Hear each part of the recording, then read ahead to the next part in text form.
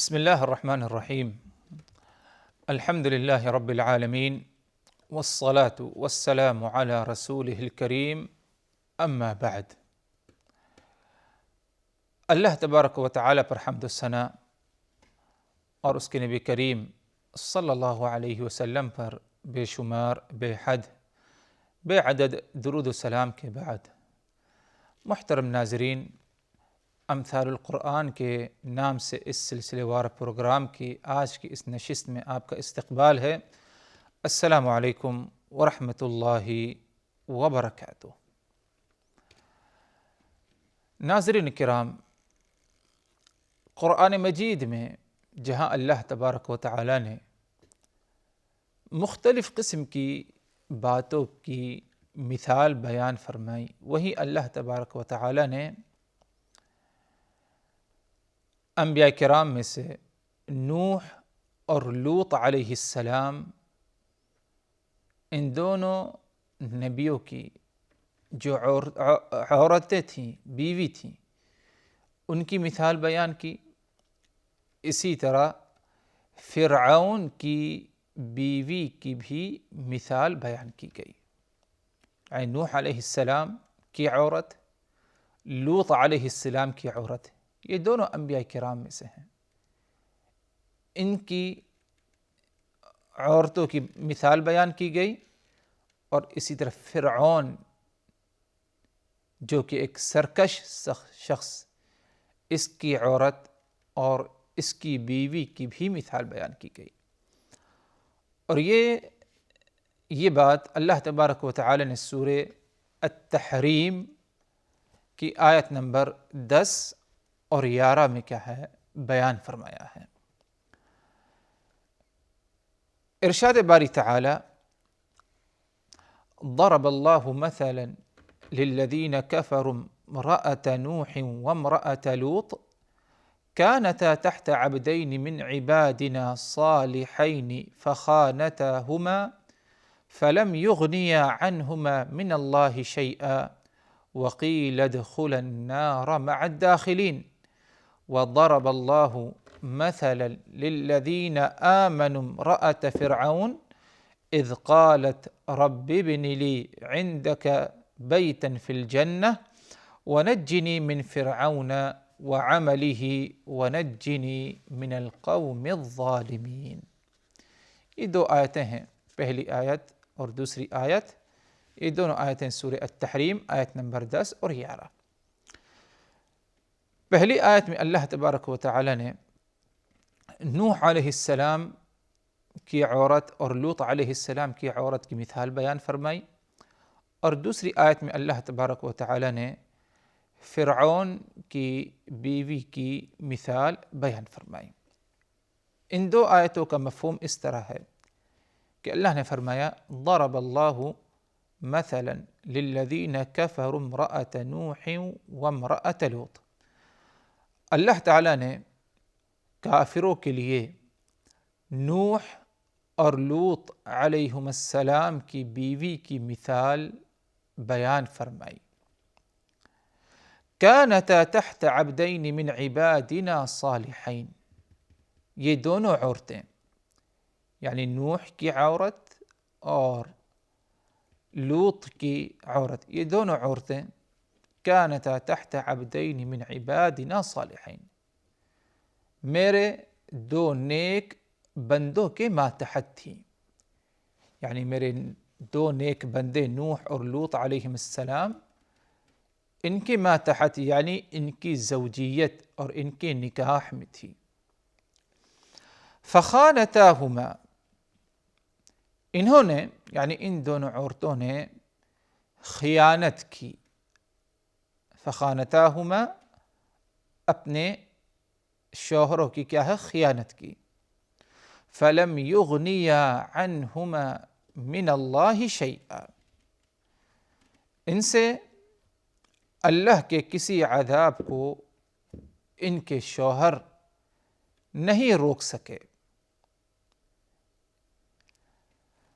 وقیل ادخلا النار مع الداخلین، اور ان کو حکم دیا گیا، ان دونوں عورتوں کو کہا گیا وقیل ادخلوا النار مع الداخلین، دوزخ میں، آگ میں داخل ہو جاؤ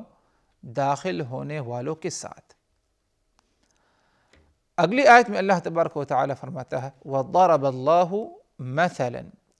لِلَّذِينَ آمَنُوا امرأة فرعون، اور اللہ تعالیٰ نے ایمان والوں کے لیے فرعون کی بیوی کی مثال بیان فرمائی۔ یعنی پچھلی آیت میں جو مثال ہے وہ کافروں کے لیے، کافروں کے لیے جو مثال بیان کی گئی وہ نوح اور لوط علیہم السلام کی بیوی کی مثال۔ اب اگلی آیت جو ہے اس میں اللہ تبارک و تعالی نے اہل ایمان کے لیے مثال بیان کی، اور اہل ایمان کے لیے جو مثال بیان کی وہ فرعون کی عورت کی مثال۔ وَضَرَبَ اللَّهُ مَثَلًا لِلَّذِينَ آمَنُوا امرأة فرعون، اور اللہ تعالیٰ نے ایمان والوں کے لیے فرعون کی بیوی کی مثال بیان فرمائی۔ اذ قالت رب ابن لی عندک بیتا فی الجنہ ونجنی من فرعون وعملہ ونجنی من القوم الظالمین۔ فرعون کی عورت نے کہا، یعنی اللہ سے دعا کی، دعا مانگی، اے میرے پروردگار، اے میرے رب، میرے لیے اپنے پاس جنت میں گھر یا مکان بنا دے، اور مجھے فرعون سے اور اس کے عمل سے بچا، وَنَجِّنِي مِنَ الْقَوْمِ الظَّالِمِينَ، اور مجھے ظالم لوگوں سے بھی بچا، اور ظالم لوگوں سے بھی مجھے جو ہے خلاصی دے۔ ان دونوں مثال یا دونوں آیتوں کا مفہوم، ایک عام مفہوم سمجھنے کے بعد اگر دیکھا جائے حضرات، تو ہم اس نتیجے پر پہنچتے ہیں کہ جو پہلی آیت ہے جس میں فرعون اور لوط علیہم السلام کی بیوی کی مثال لے کر کے اللہ تبارک و تعالی نے اہل کفر کے لیے بیان کی، اس سے یہ بتانا مقصد ہے کہ انسان اگر ایمان نہ لائے، اگرچہ وہ کسی صاحب ایمان کا رشتہ دار ہو، عزیز ہو، قرابت دار ہو، تو قیامت والے دن اس قربت کا اور اس رشتہ داری کا کوئی نفع اسے کیا ہے نہیں پہنچے گا۔ اسی طرح اہل ایمان لانے کے بعد انہیں ممکن ہے کہ شدت اور پریشانیوں کا سامنا کرنا پڑے، سماج کے لوگوں سے، معاشرے کی طرف سے، لیکن اس شدت کا مقابلہ کیا ہے انسان صبر سے، ضبط نفس سے کرے، اللہ تبارک و تعالی اس کا کیا ہے بدلہ اسے کیا ہے ضرور دے گا، کیونکہ انجام ہمیشہ اگر دیکھا جائے للمتقین، متقین پرہیزگاروں کا ہوتا ہے اچھا انجام۔ ہم اور آپ اچھی طرح جانتے ہیں کہ نوح علیہ السلام کو اللہ تبارک و تعالی نے اس دنیا میں ایک طویل عرصہ رکھا،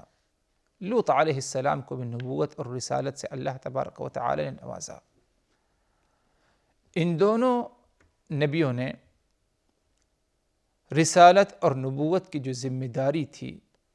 اس ذمہ داری کو خوب اچھی طرح کیا ہے نبھایا۔ مطلب یہ کہ اللہ تبارک و تعالی کے پیغام کو، صحیح دین کو لوگوں تک پہنچایا، لوگوں کو اس کی طرف کیا ہے دعوت دی، دن رات اس کے لیے کیا ہے محنت اور کوشش بھی کی، لیکن اس کے باوجود ایک بڑی جماعت جس نے کیا ہے قوم کے لوگوں نے ایمان نہیں لایا، بلکہ کفر پر کیا ہے ڈٹے رہے اور اپنی ضد پر کیا ہے اڑے رہے۔ معاملہ اس حد تک تھا کہ یہ دونوں نوح علیہ السلام، لوط علیہ السلام نبی اور رسول ہونے کے باوجود ان کے ماتحت ان کی زوجیت میں ان کی جو عورتیں تھیں انہوں نے کیا ہے ان پر ایمان نہیں لایا، انہوں نے ان پر ایمان نہیں لایا بلکہ اہل کفر کا ساتھ دیا کرتی تھی۔ اللہ تبارک و تعالی نے ادھر جو بتایا ہمیں کہ ضرب اللہ مثلا للذین کفروا امرأۃ نوح وامرأۃ لوط كانتا تحت عبدین من عبادنا صالحین، اللہ نے مثال بیان فرمائی للذین کفروا، اہل کفر کے لیے، نوح کی عورت اور لوط کی عورت کی مثال، كانتا تحت عبدین من عبادنا صالحین، یہ دونوں ہمارے نیک بندے نوح اور لوط کے ماتحت تھی، ان کی زوجیت میں تھی۔ فخانتاہما، ان دونوں نے ہمارے ان دو نیک بندوں کی ہے خیانت کی۔ خیانت سے مراد ادھر کہ ان کی نبوت اور رسالت پر ایمان نہیں لایا، جیسے کہ مفسرین کہتے ہیں جن میں جو ہے